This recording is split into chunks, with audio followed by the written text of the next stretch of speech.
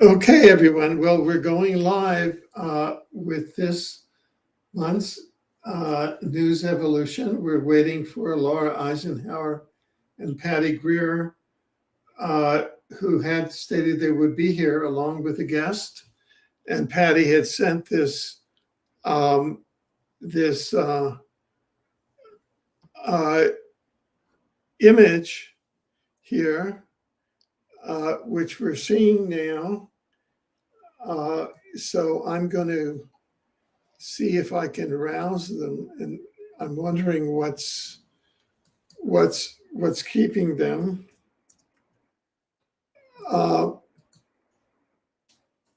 And so, okay, here we go.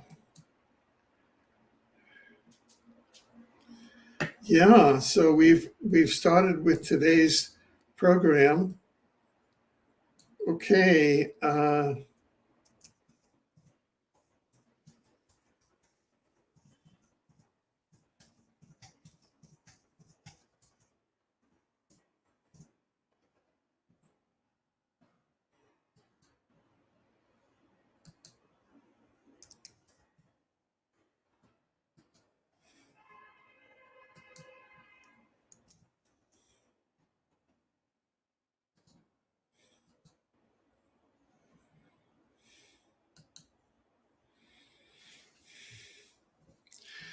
Okay, so I'm moving forward, and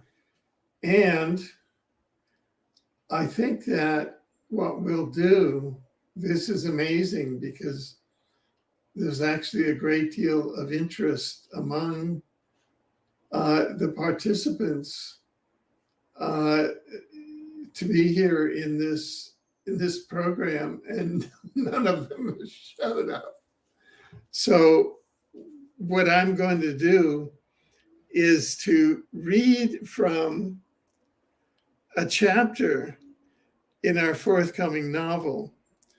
People may or may not know, but we competed this year in NaNoWriMo, which is the National Novel Writing Month, in which 300,000 people, some people say as many as 800,000, competed globally in writing a 50,000 word novel from November 1st to November 30th in a month. And I had never really written a novel in my life. I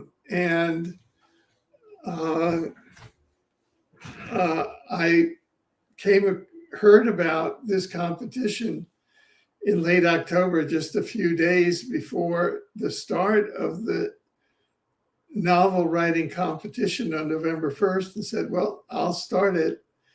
And lo and behold, I finished my 50,000 word novel on November 12th, and today is November 15th. And it's called the Chronogarchy Challenge. So what we'll do is we will wait for the rest of the panel to show here.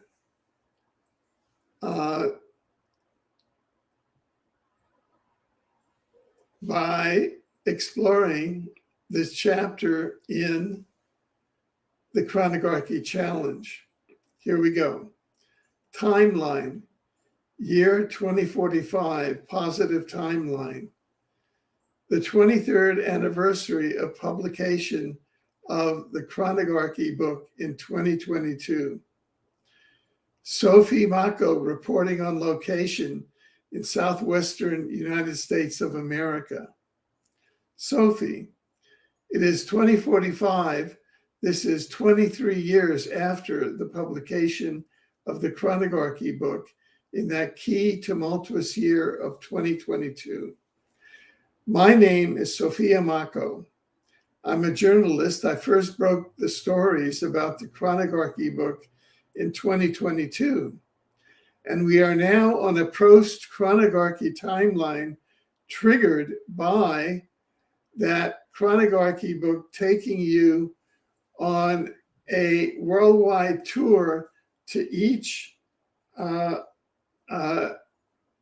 region in this new earth.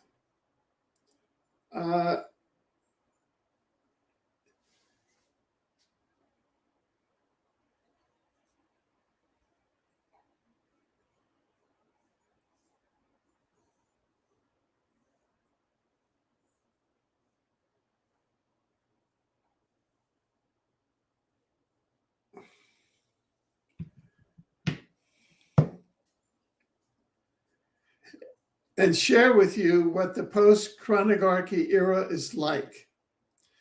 Those of you who have read the chronography book may recall that US chrononaut Alexander Ewing, as a child, would teleport from 1971, this was one of his duties, to a DARPA forward time base in 2045. And there he would gather time scrolls, which he interpreted as messages from the future to help the past get to the future successfully.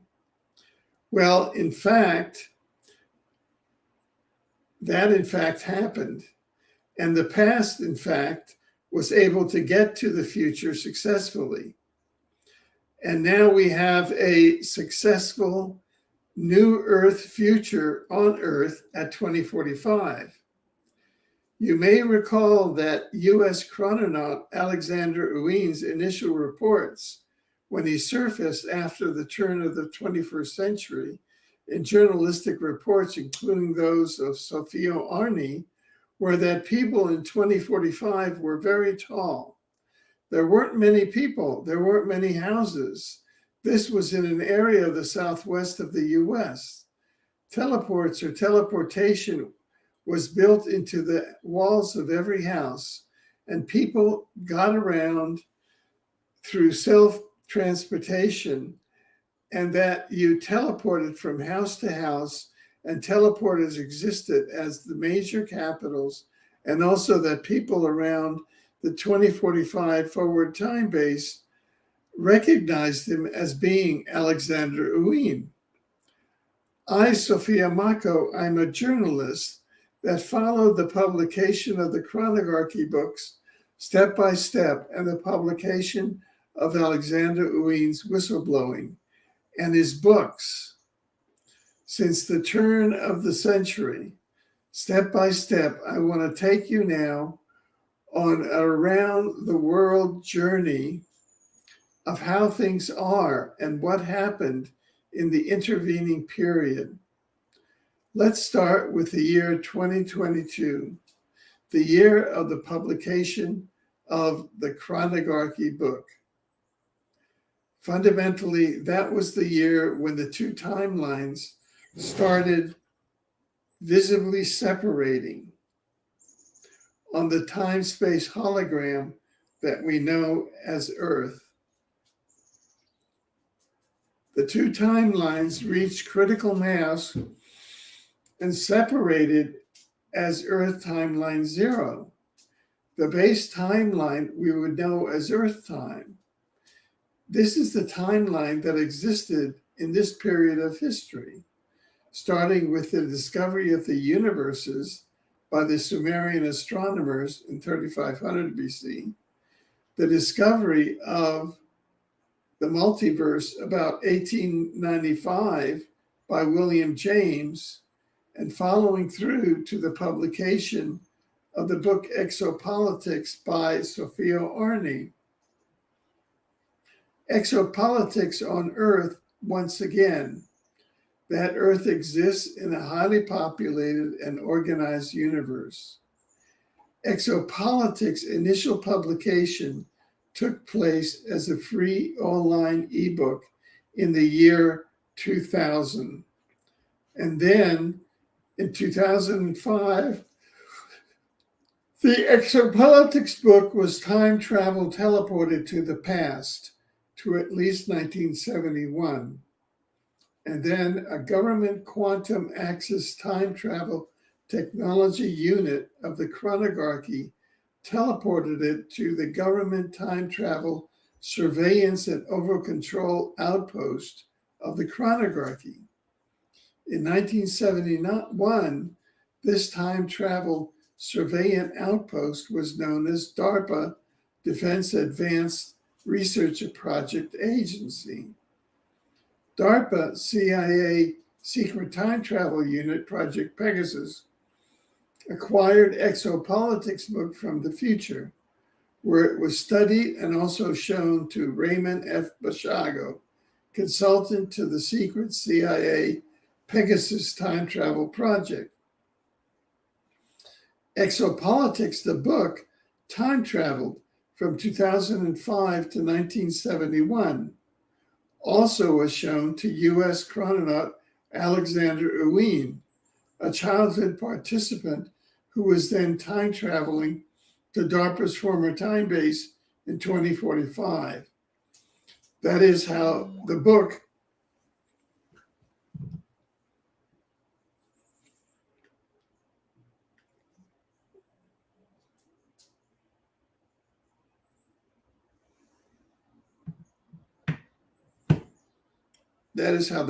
Alexander Ewing and Sophia Arni all became quantum entangled on timeline Earth.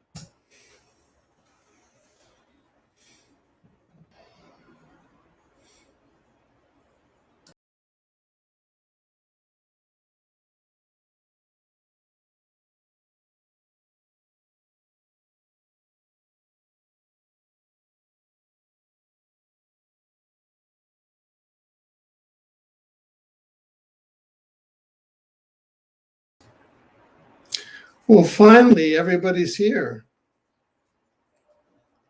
Can you hear me? Yes, I can. Okay, so where's Laura? See, Patty sent you a link from Sunday. Oh, okay. This was transferred from Sunday to Monday. She sent you the link from Sunday. Oh, okay. Since we transferred over to Monday, I sent everybody an updated link. Oh, apparently I don't know, she's overlooked it or something because she's in the other one, and so is Laura. Yeah. So Right. Okay. So Gail It's just a little and mix up, that's all. I are in the Monday link now, broadcasting the show. Please join us. Thanks.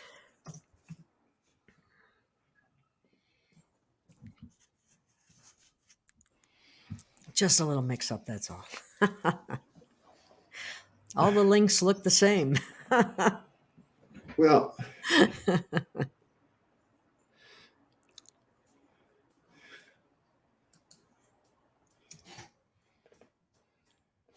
I'm going to shut my door.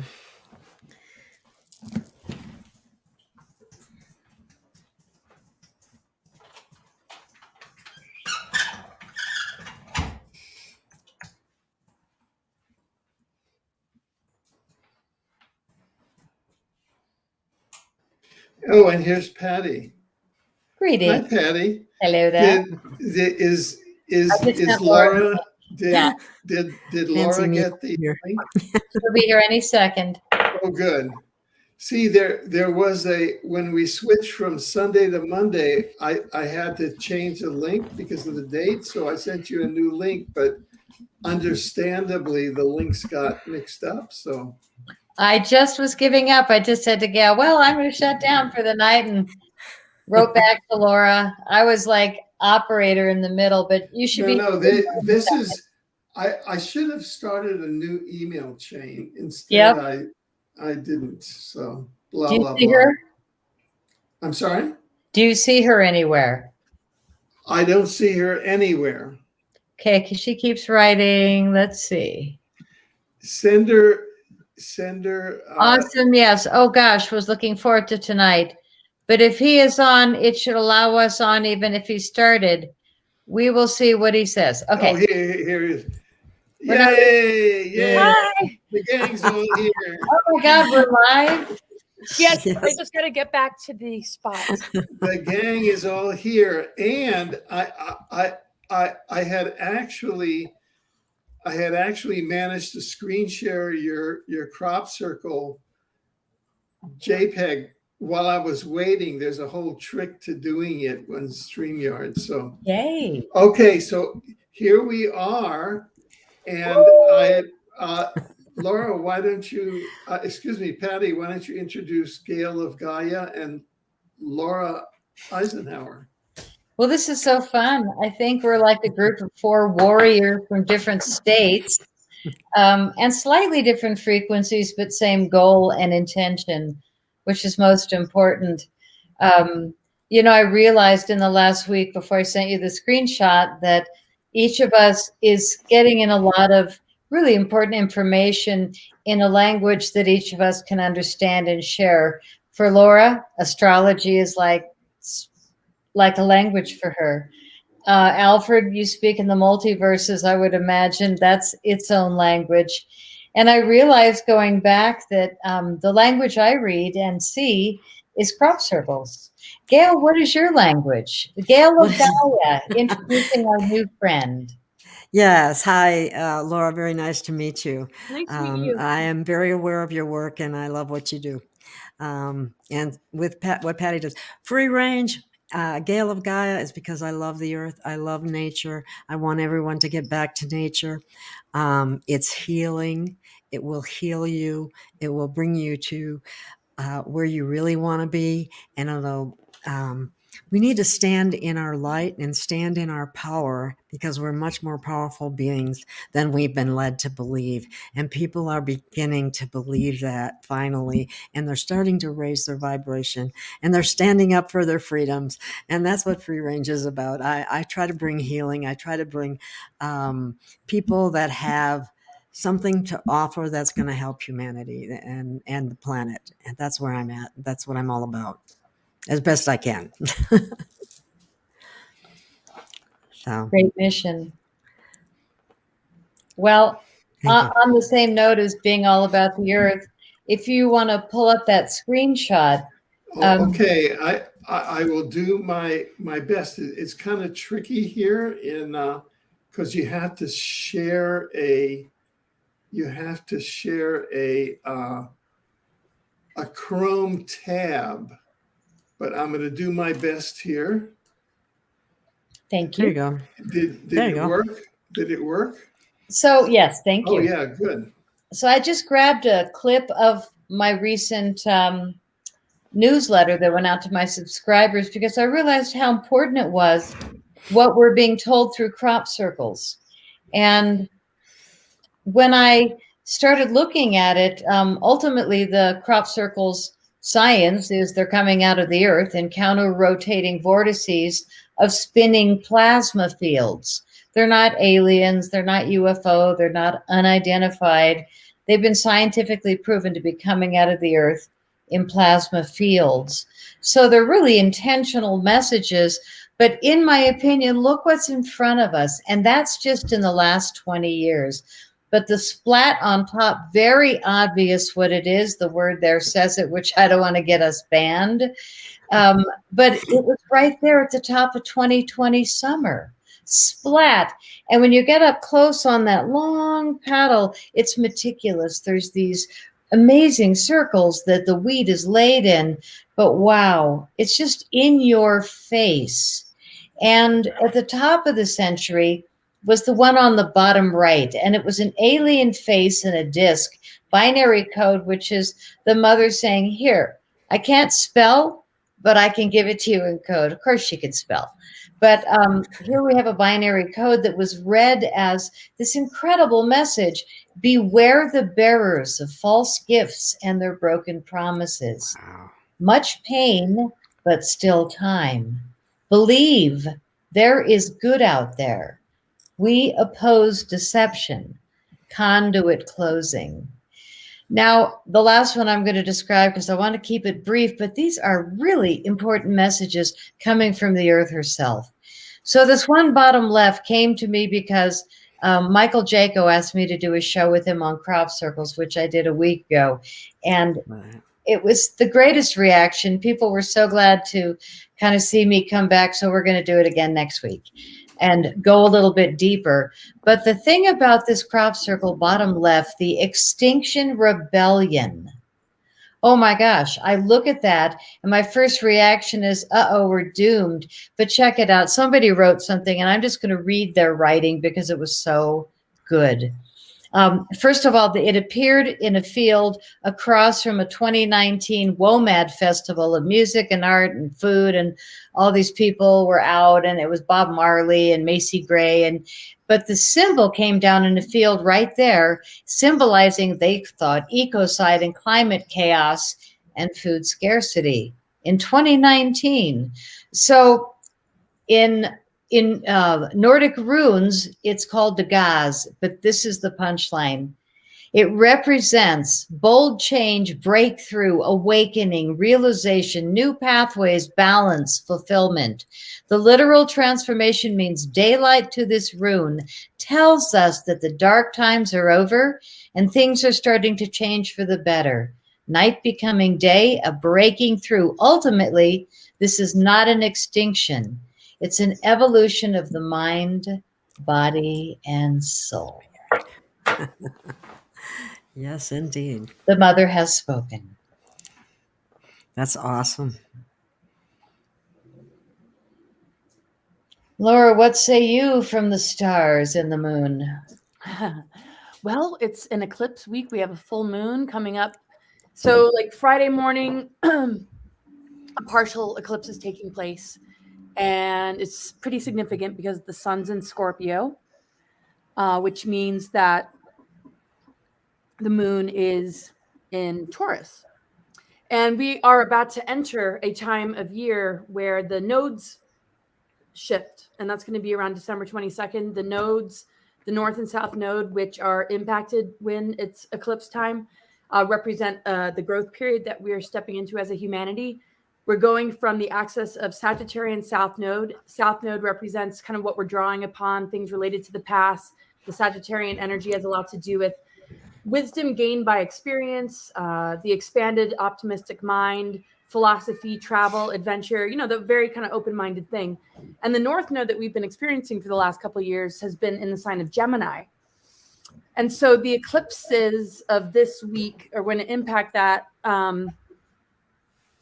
but it's like on the cusp of moving into a Scorpio south node, which means we're drawing upon a lot of intensity, because Scorpio is ruled by Pluto. It can take us into the dark night of the soul, but ultimately it assists us with having profound transformations.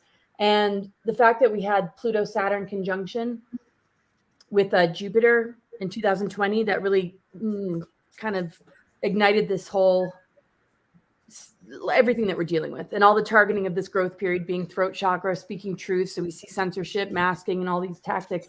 This next phase and the growth period is going to have a lot to do with, can we draw upon resources that might feel dark, like things related to the past, maybe death pictures or experiences we've had in the past, and keep breathing through it so we can complete this transformation.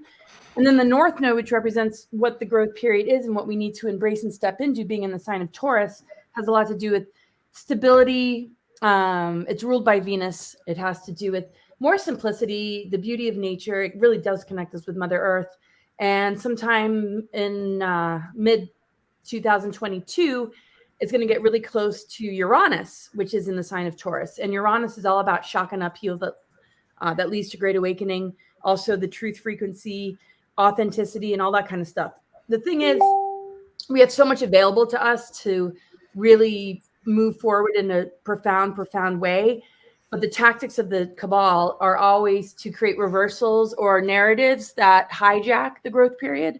So what we more than likely will see is a lot of death pictures and fears of times in the past that we might have remembered surviving cataclysms or end times type scenarios, or some sort of so-called epidemic, to where it destabilizes us. And that Uranus energy, as we get closer to it, instead of embracing the activations and the DNA upgrades, we might just decide, oh, well, we'll just, whatever they decide. And that's more AI transhumanism, sort of siphoning and harvesting agendas that really feed on people's fear and hold them in a lower frequency. So we always have the option to live in the higher vibrations of every planetary configuration. So the best way we can utilize these times is to face those discomforts of whatever death pictures come up, whatever fears of death come up, whatever past pictures or stories might emerge. Really breathe through it and allow yourself to complete the initiation, and then allow Earth to guide, allow the North Node being in Taurus to guide the process. And then when we get closer to Uranus, which is super activating, and we all experience it in our own way, in our own charts and throughout our lives because of the different transits. But this will be extra special because it's going to be working with the North Node, which means that a very heightened and peak time of the Great Awakening is going to present itself. And we always have choice. Some people choose to give their power away and allow authority to decide for them what they should decide. But if we can stay empowered, and if we can just keep reading through it and embrace this initiation and use our creativity and our intent and just our own personal expression to really be real with the process, we can start to really move into higher Earth energies, because Uranus is so incredible and such an awakening planet. And Taurus being an Earth sign, it's going to be one of two things. We're either on the organic ascension timeline, and we begin to maybe experience bifurcation, because it's really going to be hard to hold a Uranus frequency with those that are choosing the shadow side of Uranus, which is going to be more about the transhumanism and AI.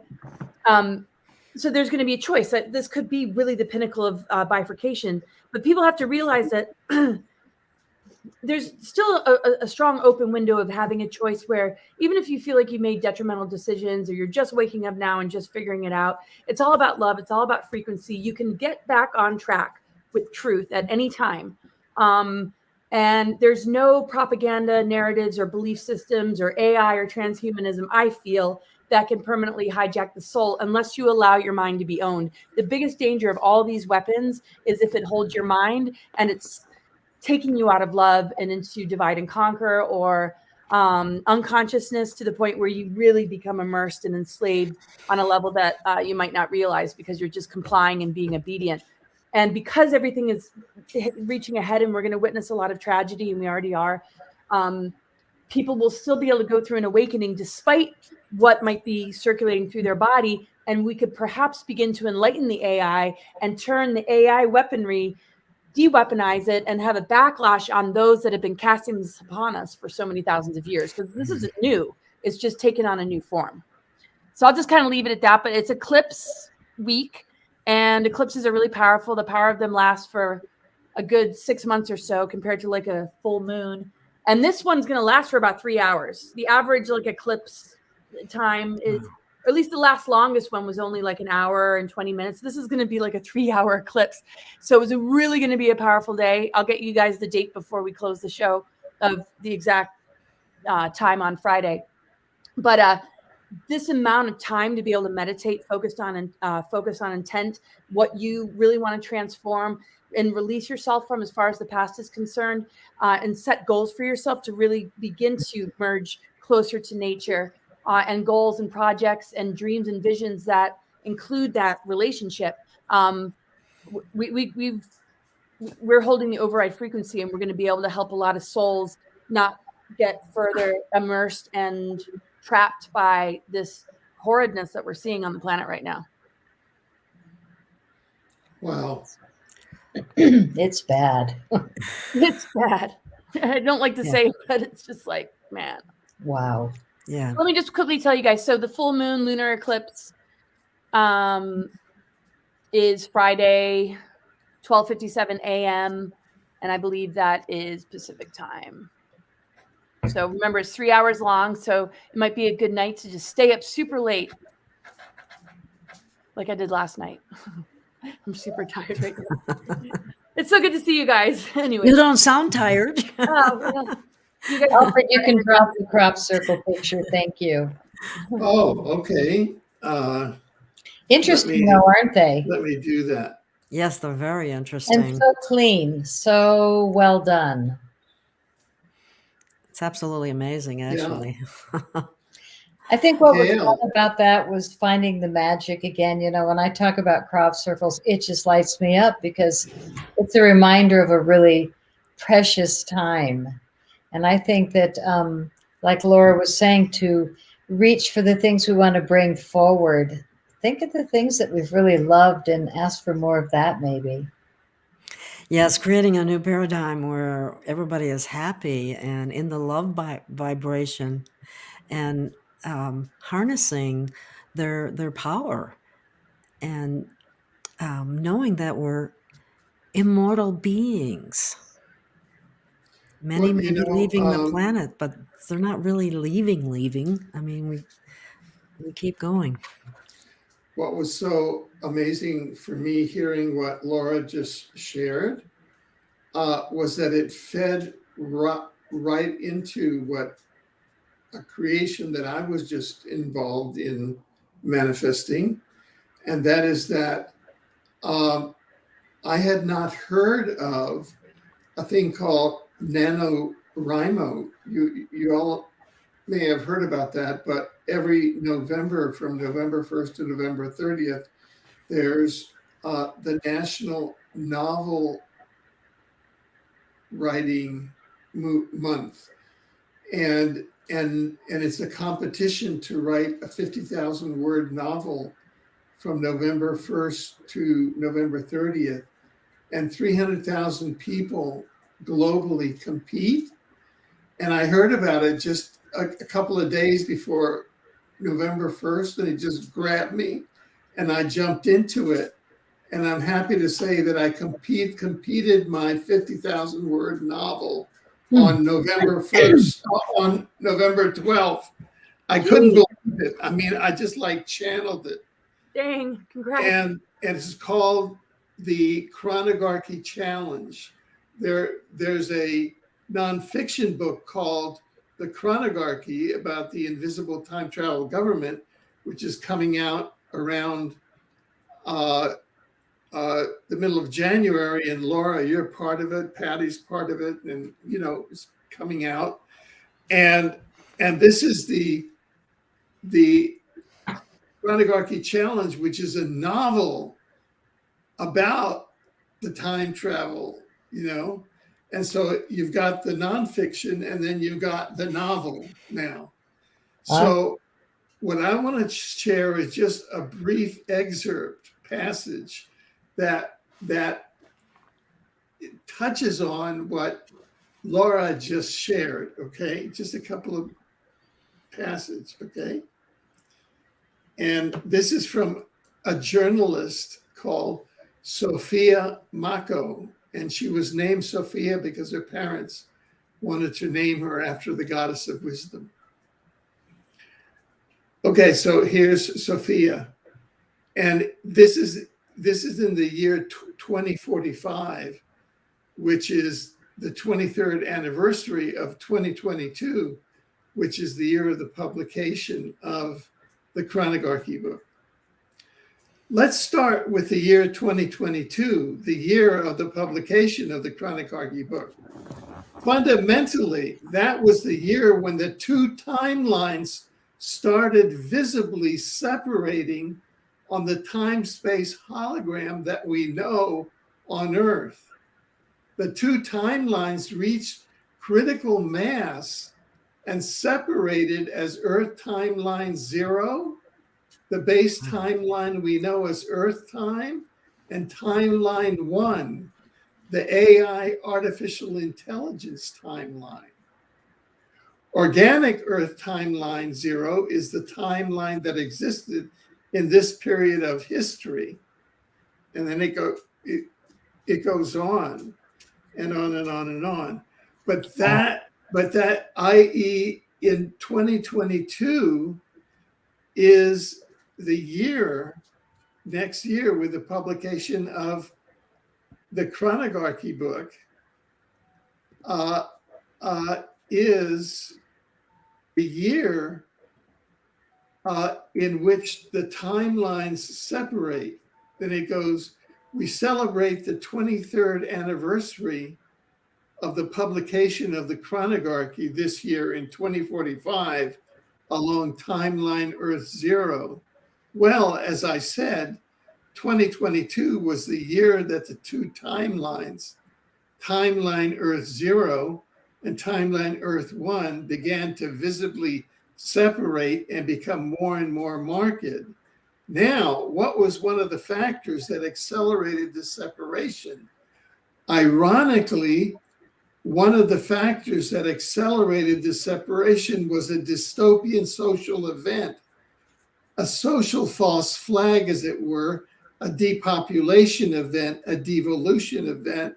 This event was surreptitiously created by the Chronarchy to surface in late 2019 and to accelerate in 2020 and 2021 and to begin having biological DNA effects that affected humans markedly in 2022. And that event is what we call the genocidal technologies pandemic. The genocidal technologies pandemic was a false flag, an engineered depopulation event using social engineering, artificial intelligence, social mind control methods, COVID measures, and depopulation measures, including masking mandates, lockdowns that deconstructed a thriving economy, a thriving education and personal liberties, and the constitutional order of timeline Earth 0.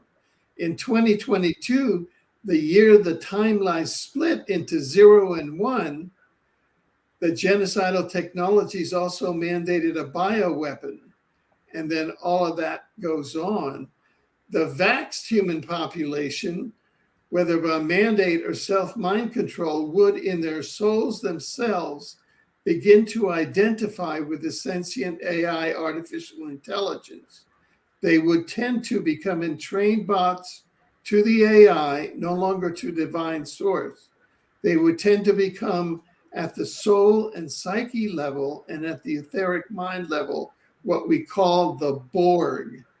They would over time lose connection to their holographic soul fragments of divine source and to timeline Earth 0 as being a divine incarnation planet. This remains a terrible and central component of the Chronarchy's spiritual warfare against the human population.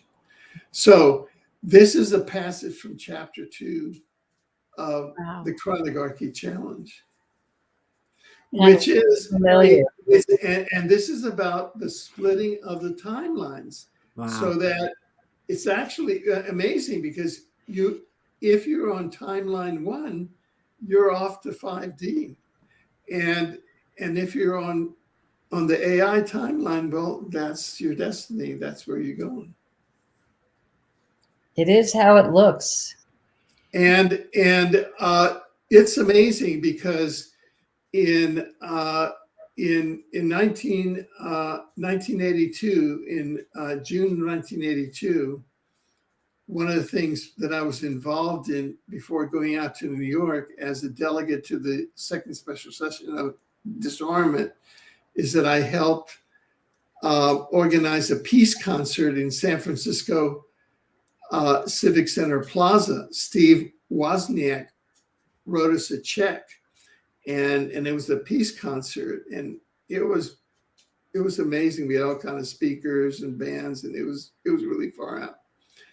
And after that, a bunch of us went out to Marin County, and we went up the mountain there, and we went to this woman's house who was like a psychic, and it was like being with a seer.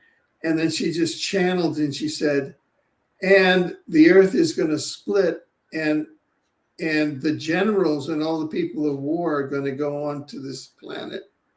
And so, because the chronarchy challenge it's all about time. It's about time, because that's the dimension that is sort of where the war takes place. And so that the timeline split, and one timeline is the organic timeline, the divine timeline, and the other one is the AI timeline. And 2022 is the year where a critical mass happens and the timelines materialize. And when I wrote this novel, 50,000 word novel in 12 days, it felt like I was like, it was just like coming through, but it felt real, but it's a novel.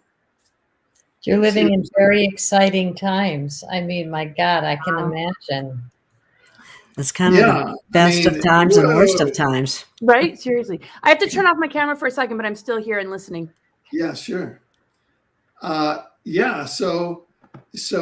that's kind of what's happening, is that there are these two times, and there are these two Earths. There's these two holographic Earths.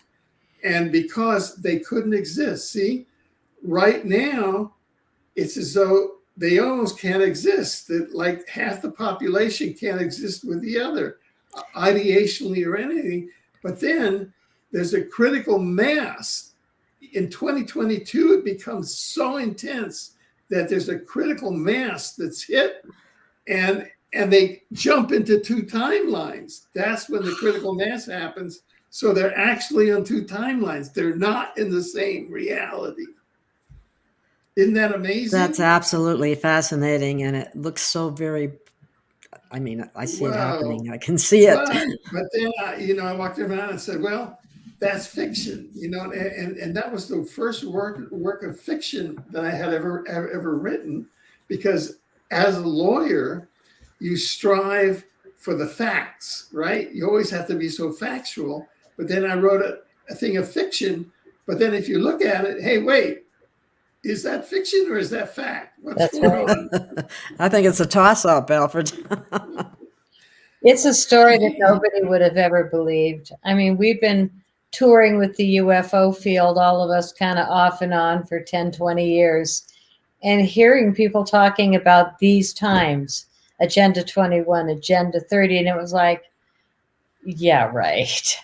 I didn't buy it. I was like, oh, nice to meet you, conspiracy theorist. I mean, there was a part of me that was, and then Jim Mars was like, oh, now that's history. Jim Mars. That was a whole different, frequency for me that I can listen to. But everything changed, during the course of the last 10 years, as far as the information that was coming out. And my suppression started so long ago. I was like one of the practice people. I'm sure they used me like a friggin' yo-yo with my films. But here I am, we all survive whatever it is we're being tested with. And we just know that much more. And I'm so dang grateful today. I mean, every day I wake up, I just like, I win. I'm still here. There's nothing like love and gratitude. Right? Exactly. And Whoa. It's just, I think the hardest No. part is our family and friends that decided to take it. And what Yes. does that mean? Isn't there a way to override a bifurcation that completely separates us from them? I mean, the heart has got to be strong enough, I feel, to be able to continue to work with those souls or assist them in turning it around. Because, I mean, we have our soul, we have our consciousness, we have our physical body, our neurology, and all the different things that the technologies, like hook into, and the way that all the ingredients like work as far as the nano AI part of it. But I mean, some days I'm just like, it would just be better if like Yellowstone blew or an asteroid just to do a reset. I'm clear to lead immediately because I'm not. But a slow, long, and drawn out process of suffering through a choice. I just don't feel that the ramifications of making such a choice are deserved. So where does that take us into like the whole understanding of karma? I mean, if people are doing it for the sake of putting food on the table, or it just doesn't seem like it's fair, and that it's not God fair. Goddess wouldn't cast that destiny on a person. I know Satan's got his. What are your thoughts, Gail? I agree with you, and I keep remembering we are source beings, and if we are source beings, anything is possible. And I have to believe it is possible some way, somehow, to turn it around for making a mistake or doing something because you felt you had to.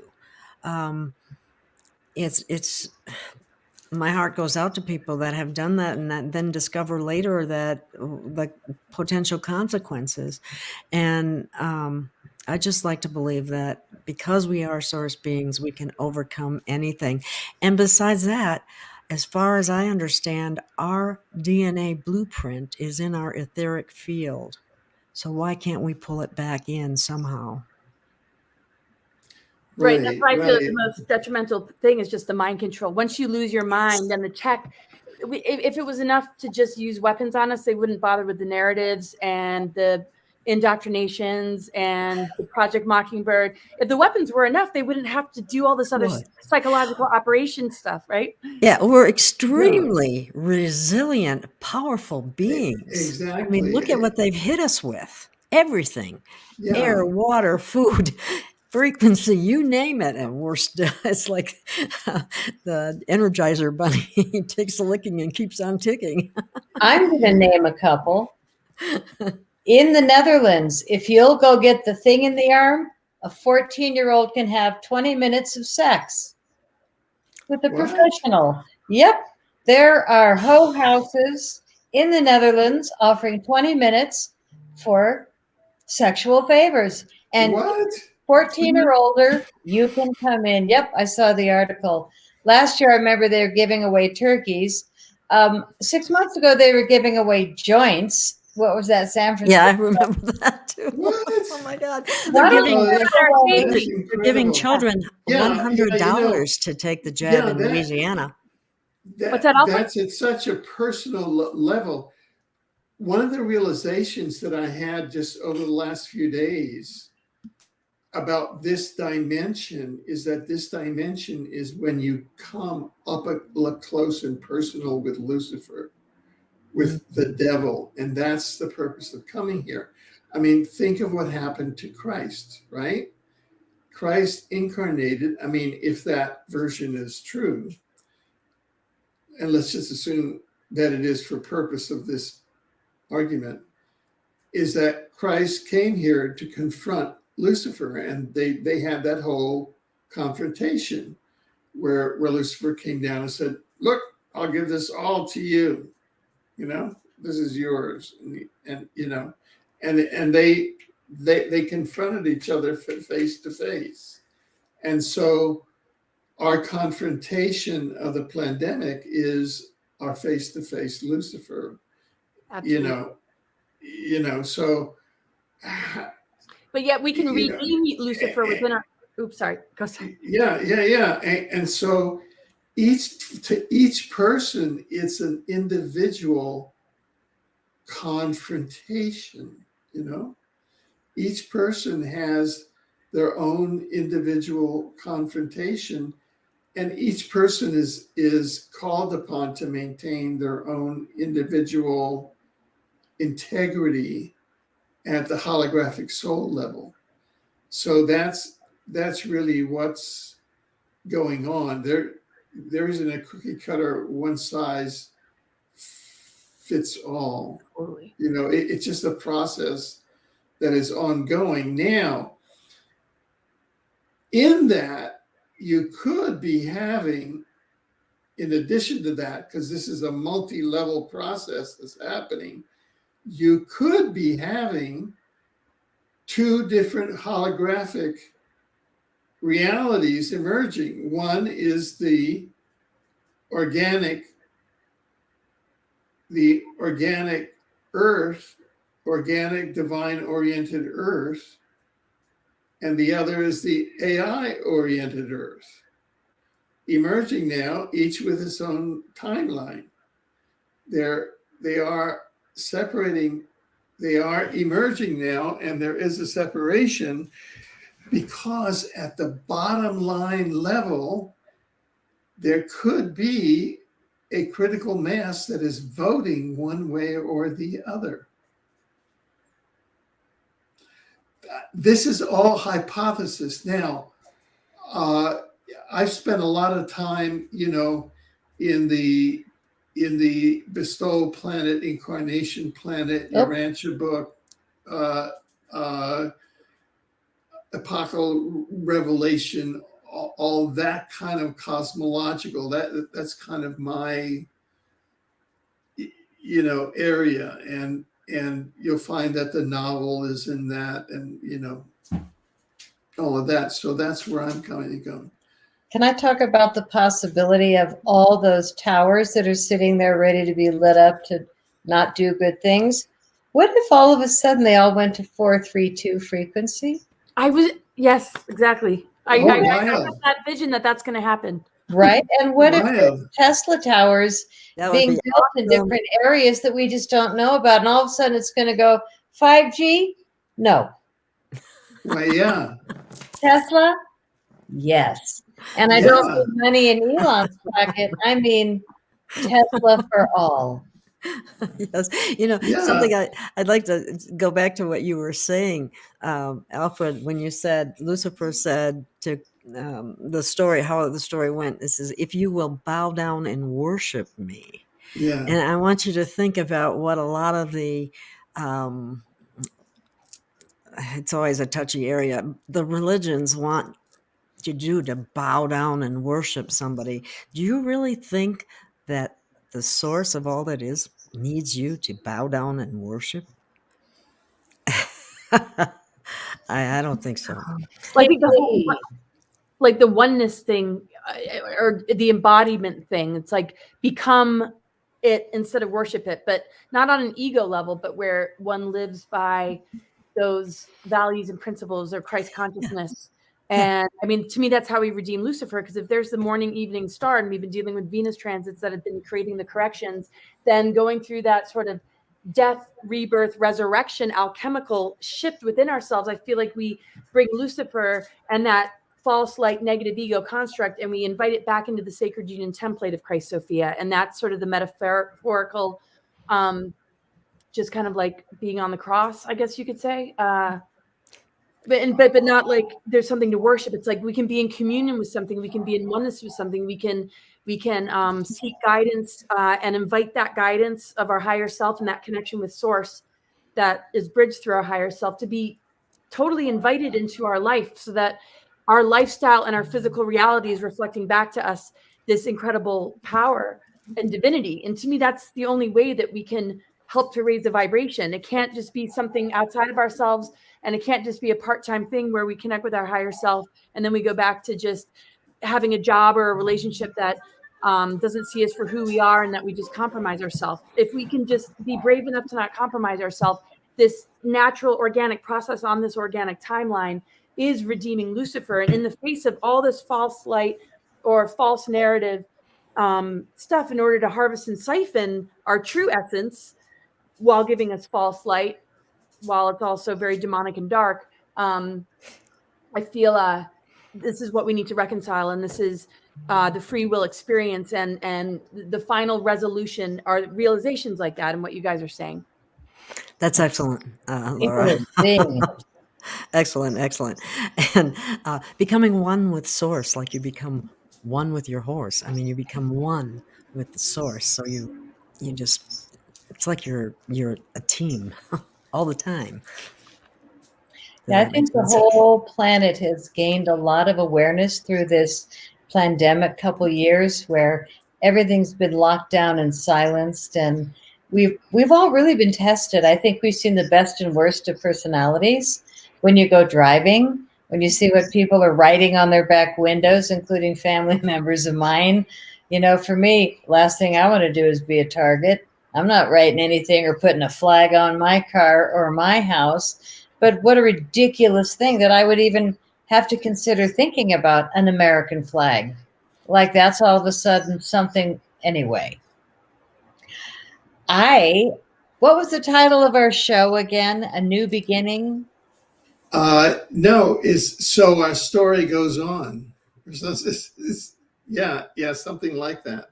So that's about new beginnings. And I think it'd be kind of fun if each of us just threw out some ideas about how to change things and then leave it with really positive thoughts moving forward. You know, we all have done a lot of work. You know, what can we give the public that can really help? You guys, who's got what?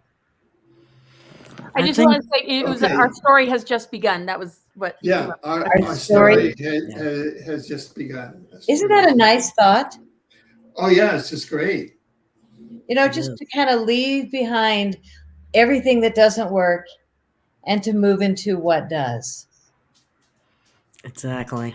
It's, I look like what we've been trying to do, and this is kind of a weird analogy, but just think about it for a moment. You know, say you're washing dishes, right? And the water's kind of dirty. And so you keep adding more soap to make it work better. And eventually you get to the point where you just can't, there's not any amount of soap is going to work anymore. You might as well just throw all the water out and start over with clean, fresh water. That's kind of a strange analogy, but I see it as there's so much to throw out here that hasn't been working, and I don't think it ever will work until it's totally changed. And that's where a new beginning, a new earth comes into play. Right. Yeah. I think that what's real now is the new earth. We're actually experiencing the new earth. And that's the new timeline. And that's the new story where we are at the birth of the new earth because we're on the new timeline. And that's why I think that the story, see, I'm going to start writing stories. I'm going to become a novelist. You know, what the hell? I'm going to start writing fiction, which is about reality. It's all paradoxical, folks. Well, I think the cover of your book needs to be you sitting in front of that point on top of your head, because I just keep seeing alfalfa from, what is it, the little rascals. Alfalfa. Sometimes your head just sits right there and it's just this point sticking straight up. Well, Buckminster Fuller, somebody mentioned it today, had said something really great about trying to fix a broken system where everything's just in shambles. And he says, why even bother? You just need to leave it all behind and step forward. And that really is what I'm seeing in my communities. We've got all these like secret patriot groups, but really what it is secret groups of smart people, because you have to hide if you're intelligent. But, you know, I think that's all a myth, because I think that the people that really took the thing in the arm, or that believe that the present system is working, or that the border should be open, I don't think any of them are very active really in the world of reality as we see it. So that is a major bifurcation. But what I'm finding lately everywhere I go is that people are wising up. And I was so impressed yesterday meeting people from my area. And it was like, oh, really? Oh, good. and to realize that there's a lot of smart people now because they've taken away so many privileges. Gas for me yesterday, and I'm near Boulder, Colorado, was $4.39. And I took a photo, and it was the first time I said, "Let's go, Brandon." Looking at $4.39 for gas. What? Anyway, calm down. So, but I got a car that rolls down the road and I can put that money in the car. So thank you, God. It's really, everything comes back down to, I'm so grateful to be here every day. I am. I'm grateful to know you guys too. And my new secret, you guys all know because you guys do it too, but I take C60 Evo every day. And I'm 104 years old, so this stuff is really banging for me. But I used to take the olive oil because it is so strong, and I always avoided the coconut because it's so much less. And all of a sudden, I started putting it in my morning coffee, and my world has changed. And people that hug me, they say, "My God, your frequency is different." It's so smooth. Rather than doing olive oil later in the day, to put it in my morning coffee and start my day. And I've only been doing it a week, but I just feel like that's what I'm bringing to the world now that can really help people is really pure carbon 60, which is a miracle molecule. I look at Laura's skin. Every time I see you, you have the most beautiful pink cheeks, but you're still 30 something. So whatever. No, I'm 48. You have such beautiful pink rosy skin, and You're a youngster. Maybe it's the lighting. It might be nice. Oh, you always look gorgeous colors. It's just like rosy. But for the first time in my life, I'm seeing myself. Of course, I should put on my glasses and see if I'm lying. No, my skin has really changed, and it's from the C60. It has really changed me biologically. And at a time when we're being so screwed with biologically, I'm one of the only arrogant people I know because I don't get sick. So I don't get sick either. So this is something that's 172 times more powerful than vitamin C. Take it on a spoon in the morning, throw it in your coffee. I feel like a new person, and I'm really proud to have my partners be the ones that own the lab for 30 years. It's the easiest thing I've ever sold because it works. It works for everyone. And I love supplying all you guys with it because Alfred's going to be writing novels starting at 80 years old, like 5 a year. What's your goal? I'll see, I'll see. Well, I think it's great. I mean, you brag that you're almost 80. I'd brag if I was almost 80. Yeah. I just say I'm 100, so my real age doesn't hurt so much. I'm right there with you. Oh, that's awesome. Well, I have a few words to say if you've finished what you wanted to share, Patty. That's awesome, and it's really wild. Okay, so we're talking about just where the story has just begun, and it really has in a lot of ways because this is a paradigm shift, which means that we're entering a new relationship. I always kind of compare it metaphorically to divorcing like a narcissistic partner or an abusive partner or finally getting out of that toxic job or location where you're really making a decision because you have to for your better wellness and health. And so it's a new beginning because that whole idea of releasing what doesn't serve us is what is required right now. And people that are holding on to dear life to the old paradigm are the ones that are going to have a much more difficult time in this initiation because they are choosing hanging on to the old world at the cost of a lot that they might not realize just yet. Whereas when we can let go of the old world, even if we don't know what the next one is necessarily going to look like, we're more focused on preserving the soul and moving through the initiations that are going to help us to activate and upgrade. And how can that not lead to something beautiful? Because the earth responds to us. And if we're able to upgrade our DNA, we're going to experience a earth energy or creation around us that mirrors that accomplishment because the spectrum of frequency has expanded itself in these upgrades.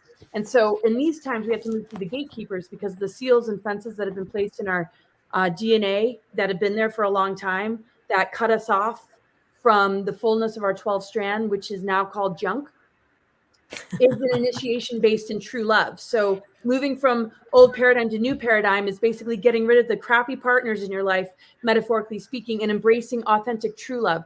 Love with earth, creation, source energy, yourself, your family, your loved ones, your friends, having the ability to have boundaries, but love from afar, like universal love.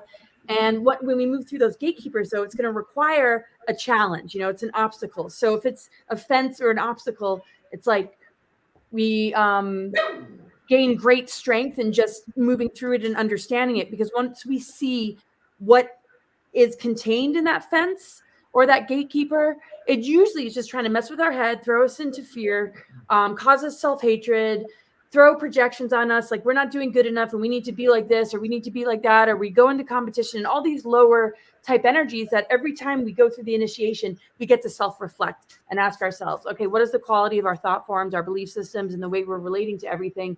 And once we get a grip on how the gatekeepers kind of manifest in our lives as possible psychic attacks or plants or negative individuals or just, things that really aren't that healthy for us, and we stand strong and stand our ground, and we traverse to the next level, we either leap over the obstacle, we either burn through it, or we dig a hole to get under and out the other side. We all process differently. We're not meant to process the same.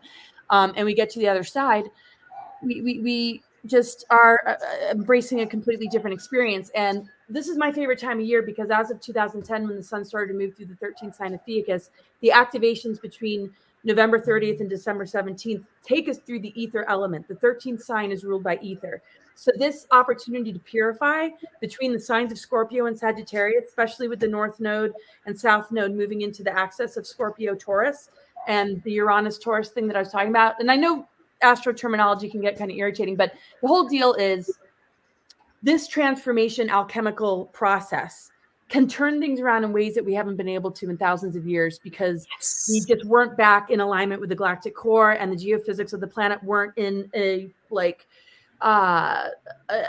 the conditions weren't hospitable for these greater energies and transmissions to come through, because we've been in this sort of repair process with the grid network, with exposing the crimes against humanity, with calling out the programmings, and really creating, a so-called kind of awakening. So there's the conspiracy theory part of it, but the true essence of awakening to me is understanding that, yes, okay, those are the things that target us. Those are the things that exist. But it's to look at the red flags like you would want to look at the red flags of a partner. Again, using that metaphor, if your friend saw them like kissing somebody at the grocery store, that's sort of like a red flag, and something that we might see in the world around us, where you don't want to know, you don't want to look, you want to bury your head in the sand, you want to be in denial. It's too painful, but we need to be brave enough and spiritually mature enough to look at all that, because it unwraps the real gift. That's only the first stage. The real gift is our true potential. Everything they try to keep us from, everything that they don't want us to know, because they're the ones scared of us. They need us as a food source.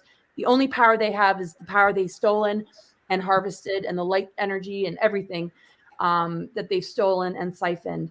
And so we're breaking a really, really detrimental relationship.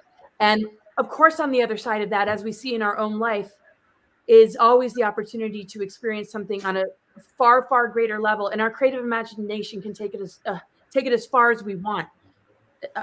Just all we need is the goals, the visions, the dreams, the intents, and the ability to really, really listen to see what is our pain trying to tell us, what are these life experiences trying to tell us, and what wisdom can be gained, because there's no greater teacher than our own life experience and what it's trying to show us. And with more of an authentic and honest relationship with creation and our own process, we're cultivating the true love that we're looking for in our lives when we want a healthy partnership. We want to be heard and listened to, and we also want to, be able to listen. So we're refining and developing our relationship with creation, with nature, with source energy, and the matrix and the falsities and the narcissism and the lies and deceptions. We deserve so much better, and we simply need to say goodbye and move through this alchemical time of year to just really celebrate like the potential of like happily ever after. It doesn't mean it's all going to be perfect or easy, but when true love is true love, there's no obstacle or conflict that can't be overcome with that level of integrity and devotion. And we can have that with ourselves, with our partners, with our friends, with earth, with source, with spirit. And to me, this is the great awakening. This is the great initiation. It helps to know all the different traps that have been set and all these conspiracy theories, but that is just such a small part of what I think it's really all about. That's a new pandemic, is the love vibration. There we go. There we go. Okay, well, shall we do a final round? Is that? Sure. I just want to wish everybody well and stay positive. I think every day is a choice.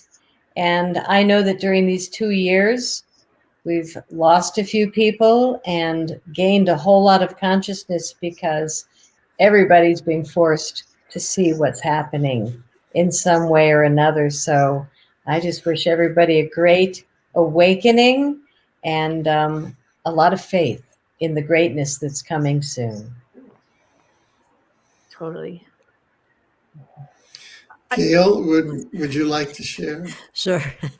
Stand in your light, stand in your power, stand up for your freedom, and you will love yourself for it. Yes. Did you guys get the song I sent to you called Courage, by the way? The Pardon? most beautiful song called Courage. Yes. I just want to throw out these lyrics because just the chorus. It just feels so important right now for everyone. It says, courage goes straight to my heart so that I can take a stand. Hatred said, you won't survive, but courage said, I can. Oh, I like that. That's That's great. great. That's wonderful. I really like that. That's really cool. Alfred, do you want to go next or should I go? Or who's? Please go. Okay. So, yeah, I guess my final words is, I mean, obviously love. There's a lot of narratives that want to sink us into division and divide and conquer. And to me, that's more dangerous than the weapons. The weapons might be a delivery form or a delivery mechanism for the mind control and social engineering. But once we get a grip on the mind part of it, we nullify and neutralize these weapons, and they really don't have a hold over us. When we begin to upgrade our DNA, because we're elemental beings, we actually, through the purification element of the ether and spirit and source, we are able to heal the waters, clean the waters, help to regenerate the degradation of the environment. We help to clear the skies, and we help to restore the fire, the sacred fire of creation and being guardians and stewards of this earth by doing this within ourselves. So it's just really important that no matter what, we never give these important elementals of ourselves away.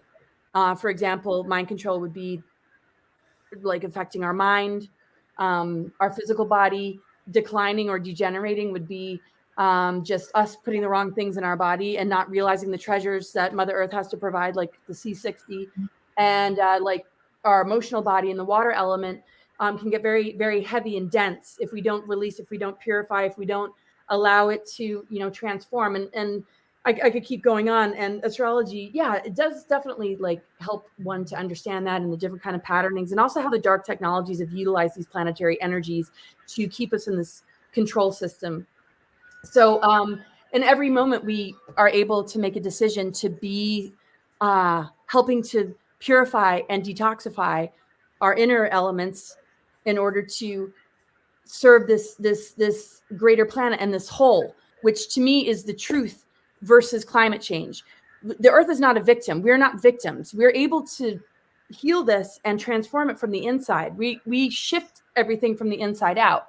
And of course, we want to take care of our environment and be guardians to it. But the best way that we can serve this planet and cleaning it up and restoring it to balance is making sure that we're not under the mind control, that we're not being siphoned off of, and that we're not allowing our elements to be so contaminated that we are just so held in toxicity and a lower vibration that the AI just keeps assimilating and keeps assimilating us to the point where we're walking an artificial timeline and enabling and empowering a script that we absolutely do not want. So embrace your creative freedom and your imagination, and just never let go of love, because I feel that we're going to hold so much positive and good energy for those that need us in this very painful initiation of their awakening, which means that they're going to maybe have major health issues or lose very close family and loved ones. I think we're all going to experience that this level of pain behind awakening is going to require us who have been there, done that, and understand it to be of even greater service than ever before, and not hold any judgments, and let the natural bifurcation process happen, but at least bridge the two splits with just any kind of assistance we can possibly bring, especially to the children.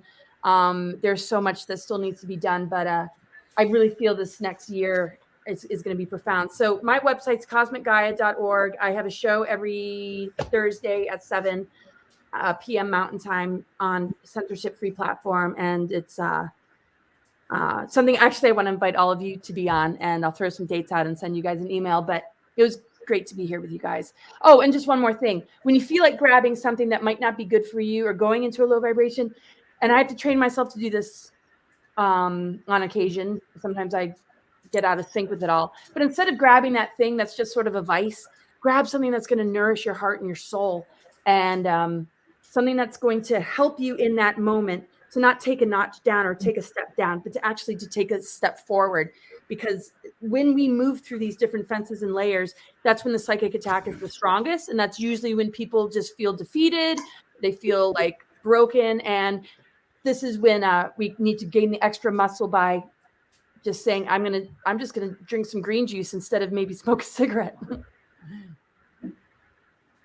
But I mean, even if one does, keep transmuting it. Don't project. We have so much power and ability to cast really good energy, and we can just make goals and do the best we can. Sorry if that was too rambly, but anyway. Amen. Wow, very inspiring. My websites are C60evo, like evolution.com, C60evo.com. And my Crop Circle films are at cropcirclefilms.com. So that's where you can find me. And my website is galeofgaia.com, and you can find me on all the different platforms, especially uncensored platforms now, mostly, but I am still on YouTube in spite of its censorship when I can be. But please, feel free to visit. I try to provide, people that provide healing and information that people can use, and I'd love to have you. And I'm at omniversity.us, and I'm looking for a creative book web designer. So out there, if anybody knows, that would be wonderful. Awesome. Well, thank you very much, you all. This has been, the story has begun. Yes. Very good. Storyline that we are co-authoring as co-creators of this. Co-creators, yes, indeed. Make it better every month we meet. Yes. And we can just throw that terrible narrative and the one they're throwing on us right in the trash can and just light it up. We do not have to participate. It goes straight into the trash. There's a special timeline. It's just a trash timeline. It's just made for it. It's like no thing. It is no thing. No thing. Yes. Love you guys. Start fresh. Yep, we're not feeding Thank you so much. All right. Good night, everybody. See you next Good time. night, everybody. Bye-bye. Goodbye.